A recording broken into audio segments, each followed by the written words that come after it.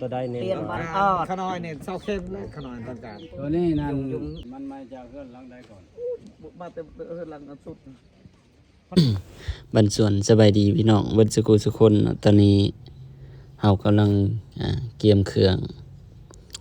เพื่อที่จะไปช่วยเหลือพี่น้องผู้ที่ถูกไฟไหม้เฮือนเนาะอยู่บ้านนาทองเมืองสนบุรีแขวงสะวรรณเขตตอนนี้เรากำลังเกียมเครื่องจัดเครื่องเพื่อที่จะไปมอบให้ชาวบ้านที่ถูกไฟไหม้เนาะทางบ้านก็ได้แพร่อุปกรณ์หรือว่าเครื่องช่วยเหลือก็จะมีผ้าห่มถ้วย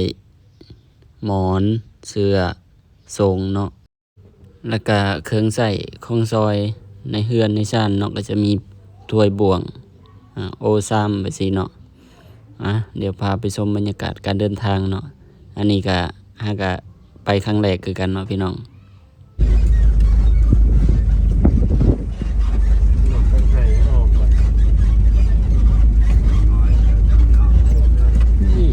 เขตวัดกับยังไงนะเขาเป็นยังไง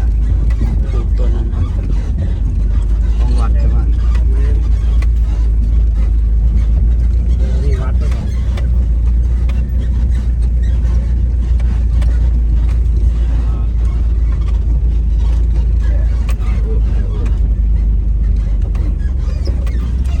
เลิกตัวนี้อยู่บ้านบางคนเที่ยวบางคนเที่ยวจะได้โตปลาจะทำไม่ได้ต้มได้หรอ ตัวนี้ก็ภาพ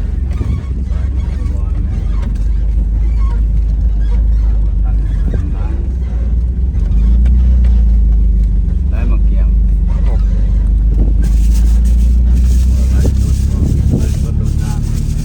มาไล่กันมาหลาย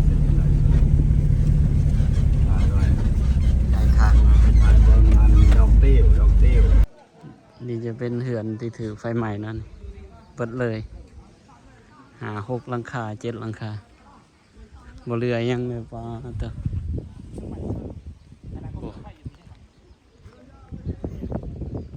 เนาะเหือนดินก็ไปอยู่เปิดใหม่ตอนประมาณ4 โมงเช้าเนาะยังบ่ได้เลยเบิดเลย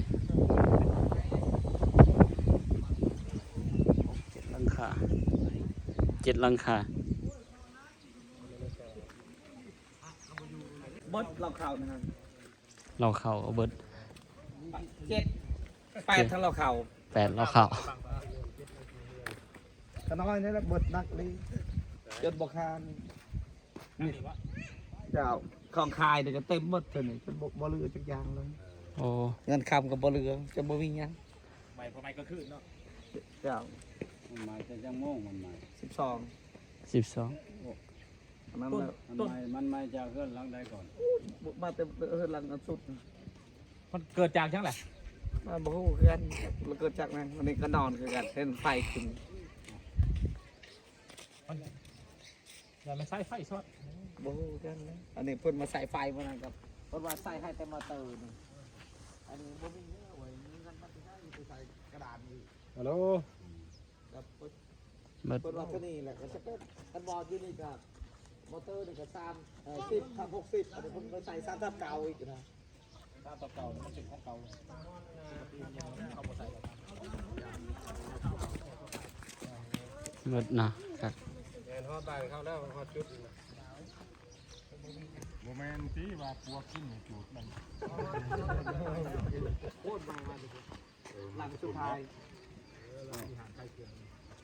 ก็น่อยจนเบิดสิไม้สิมือ ก็เลยกำลังช่วง เบิดจนบ่มีหยัง นอนเนาะ โดยก็น่อยจนบ่มี ตอนที่น้องกันบ่แถม พี่น้องกันเท่านั้น ก็จะว่าปลูกไก่กันเนาะ โดย มันไก่กันโพด มันไม่มีบอลปลูก มันมีบนปู บ่มีบอลปลูกใช่ไหม มันห่วยเกิดลัง เฮือนตัวนี้ให้เขาสิปลูกปีนี้แหละแปดก็เต็มหมดนับแต่เช้าเฮือนเอาไว้อยู่ตาราง อันนี้ เดือน ไหนนี่มาย่าอย่างนี้ไหน โดย ผู้ดีแล้วลอยเนาะกับไม้ซ้ำอีกไม้ลังนึงไปลังนึง เป็นซองเลยจันหัน นั่นแหละห้องกำลังสิปลูก โดย เดือด คนทางบ่ได้ มาแต่พุ่นมาแต่อันนั้นน้องบัวก็หน่อยสั่งมาแต่พุ่นตอนก็หน่อยเฮ็ดออกตัวนึง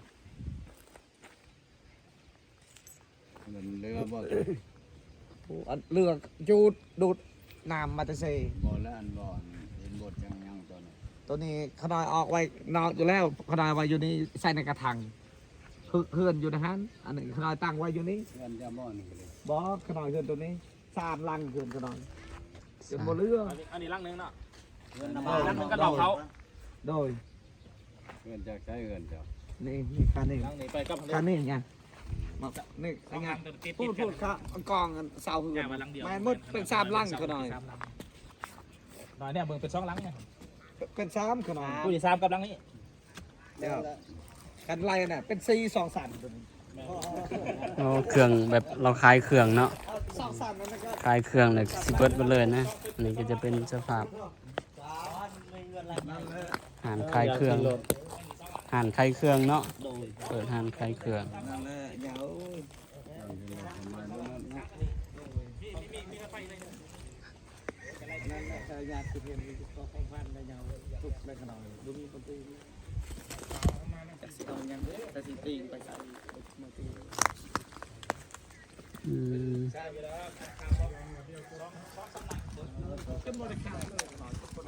เบิดเนาะคลายเครื่องเนาะแต่ว่าไม่เบิดสภาพแก ระ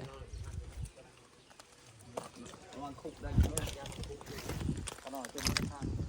ให้ดอกไปดามใส่ข้างในเลยโอ้ไปแต่มืดไปได้ได้ไง อย่ารอดได้ยัง รอดบ่ได้เอา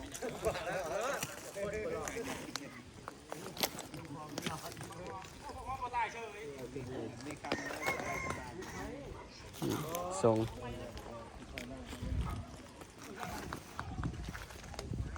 7หลังคาไฟไหม้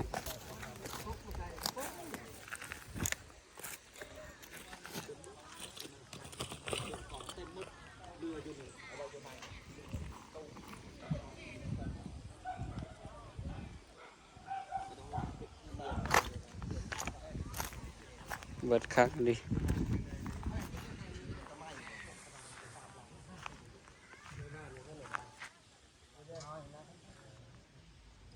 เติมไฟใหม่ใหม่ก็ใหม่ตอนกลางคืนเนาะ12 โมงมันเอายังบ่ได้แท้นี่อันนี้กำลังนึงนี่เหือนมันติดกันเนาะเวลาไฟใหม่ลังเดียวแล้วก็สิลามไปเบิดตอนแรกอันใหม่ลังเดียวใหม่เหือนทางหน้าบ่แล้วก็มันลามมาทั้งพี่ลามใส่เหือนหลังนี้ไปหมดเลยเหือนติดกันแล้วไปหมดเลยอันนี้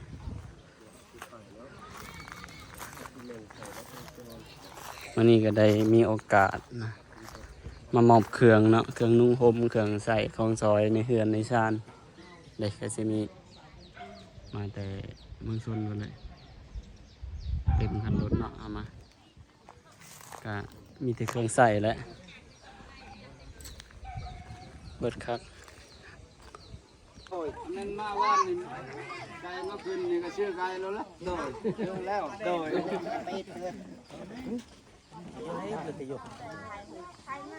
ไปผู้แค้นเนี่ยทานแก้วว่านนี่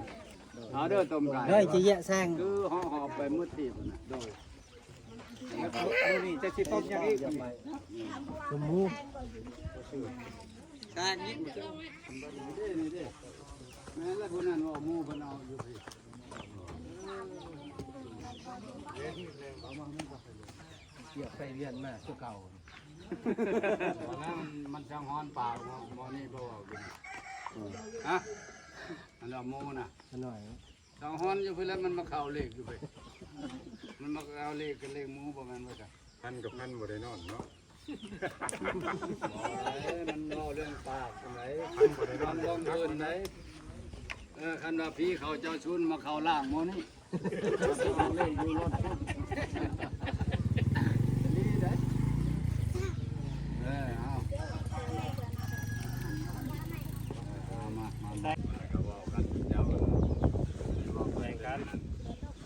ให้พวกนี้เป็นแบงค์แล้วพวกนี้จะแบงก็แล้วแต่ เครื่องคือกันนะครับเจ้ากระใจออกมาแล้วจังแบง ให้กินแดงต่อไปหน้าบ่ให้ท้อแท้ว่าซั่นซะอะไรจะเกิดมันก็ต้องเกิดนั่นได้บอกว่าเขาเอิ้นว่าคนกินธรรมชาติฮอดนั้นมูลมูลเวียนฮอดเวลาเห็นบ่มดแดงตั้งใจขอบดงมันบ่จักสร้างไปได้มันไปเวียนมาเวียนไปเวียนมาเวียนไปหลายรอบแหละโอ้บ่เป็นตาแล้วมันก็ลงลุ่มบ่ดึงได้รักได้เนี่ยรัก เป็นคือเมืองน้องปีบางนั้นน่ะบ่แห้ง ลังนั่น เด็กน้อย2คนก็ดอกแก่ อันน่ะเพื่อนน่ะนะกองคำมันรักตัวนั้น ผู้นี้ใหม่เบิด และเพื่อนน่ะเพื่อนลังนี่ก็รักตัวนี้นะ ลังนี่มีจักลัง หลังนี่หลังนั่นซ้อมหลังนี่ซ้อม รักนี่ช่องรักนั่นช่อง สองกับตัวนี้บ่เลยสองทางพี่ ช่องของพี่ อยู่ในซ้อม ขนาด ช่อง นี้ ของพี่รักนึงทางคุณเตอร์ทางนี้อันนึงทางนี้อันนึงนะ ใช่สองลังเข้าเฮือนบ่ เอาดอกไฟเพื่อนจะใส่รัก ไป กัน มา มา อย่างนี้ จะได้ว่าเกิดจากรัก เดี๋ยวนั้นได้บ่ได้ใช่โดน แต่มันสอน นั่นก็ใส่เดือนหลังนั่น ว่าเห็นก็หลายลังแล้วมาฮอดได้10ปีบ่ แม่น เบิ่งมันบ่มีแต่เสพติด นะ เฮือน6ลังนี่ใส่กูเตอร์ด้วยกัน7ช่อง8 บ่ เข่า ตัวนี้สมมุติว่าลังที่หนึ่งนี่เครื่องรวนคู่นี่คือว่าช่องลังมันเป็นช่องลังอ่ะนะ บ่แม่นฮึดคั่วเฮือนเฮือนใหญ่คือกันใหญ่อย่าฮึดคั่วเกาะต่างหาก เงินพวกเขาต่างหาก มึงว่าใส่เสพติด2มาใส่ไฟเก่าเปลี่ยนเอาใส่ไฟเก่าใส่ไฟรุ่นเก่ามันจะคอยเข้าไฟเพิ่มไปแล้วมันแตก บ่ลังนี้ยังไม่ได้เขา เข้าไฟ แล้วมัน นี่ แตก ลังตัวนี้กับลังตัวนั้น มา บ่ ใส่ช่องคอมเตอร์ด้วยกันเนาะ ช่องลังนี่คือว่า อันนี้ได้เพิ่นใส่ โอ้มันว่า ว่า10ปีกันก็ใส่ก็มี ขั้นแตกสายเดียวแล้วมันดูดซื่อ บ่เรือ ทั้งสองสาย ขนาดใหม่อยู่พี่ผู้ห่อนเนาะผู้ เด้งกลัวเขาถีบไป พอหนัก อันนี้บ่แม่นเขาใช้มีแต่ลังตัวนี้แต่ว่าเดี๋ยวนี้หั่น ใส่เป็นลังเดียวได้แต่ใส่ไฟอันนั้นยังใส่ทรายตอนนั้นก็บอกบ่ได้ใส่กันทรายก็ได้ใหม่แล้วก็แล้วเพิ่นบ่ได้ใส่ทรายให้แต่ตัวนี้เขาก็บ่จักทำได้ได้เนาะสิเฮ็ดโดย เสร็จเลยเสร็จแล้วตังโดนบอกกัน เพิ่นมาใส่เหมือนใส่แต่ตัวนี้ของขน้อยแต่เก่าหัน10ทับ60 เตอร์นี่มันเปลี่ยนใหม่ดินี่ เปลี่ยนอย่างได้ 3กับเก่าต้องคือเตาคือคอเตอร์ที่เตาคือมันจะเป็นโปรเจกต์ ทั้งหันทุกคะแนน 3กับเก่าเบลไม่ได้หน่อยตัวนี้เขาเอามาใส่ซองข้าว ไอ้น็อตจะครั้งเดียว ต่อไปมันจะใส่มินิจะทำอีกมันจะเป็นแต่โปรเจกต์ใหญ่ ไฟลาม เขา มั มาน ใส่ซองข้าวแกะซองข้าว ได้ 3กับเก่ามันมาแกะให้ซองข้าวมา3กับเก่า ตัวได้เน้น เปลี่ยนวันอ่อน ขน้อยเนี่ยเศร้าเข้มเลยขน้อยตอนกลาง ตัวนี้นั่น ยุงวางเละนี่ปอ่อน แบบหนึ่งนั่น ก็ได้บ่ คันเพิ่นมีศรัทธาอยากไปซอย อันนั้นแล้วจังถามไว้ก่อน แบบหนึ่งนั่น ใช้พานได้ แบบหนึ่งเนี่ยเอาไม้มาให้เอาเนี่ยมุ่งมาให้แล้วแต่เจ้าสิปลูกในใจเด้อ โดย แนวนั้นมันไขได้แนวนั้น เอานะ คือเขา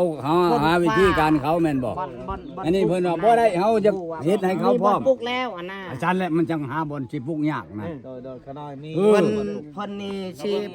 ของคันว่าแล้วก็หลายไอ้น้องอยู่ทางบ้านไตเพิ่นสิว่าสิไปอยู่ทางพุ่นอีก เอ นะ อ ก็มีอยู่ อันนี้เว้าเพื่อเพิ่นบุญ โดย เพราะว่าเพิ่นเคยมาแล้วก็ ต่อเพื่อนใหม่เป็น อยากให้คนมุ่งและถ่ายรูปแล้วก็ส่งไปทางอื่นน่ะให้เขาซอยเพิ่นเขาโอนมาทางโทรศัพท์เงิน โดย ไม่ใช่ไหนค่อยสิว่าว่าอันนี้ผูกโลดอันนี้แบบหนึง โดย คันเพิ่นว่าเพิ่นสะดวกว่า บ่บ่เป็น ชื่อสังกะสีชื่อไม้ให้เจ้าสิปลูกใช้ก็แล้วแต่ บ่ได้คือมองไป อันนั้นมันง่ายอ่ะน่ะง่ายแล้วเจ้าสิปลูกใช้ก็แล้วบ่ได้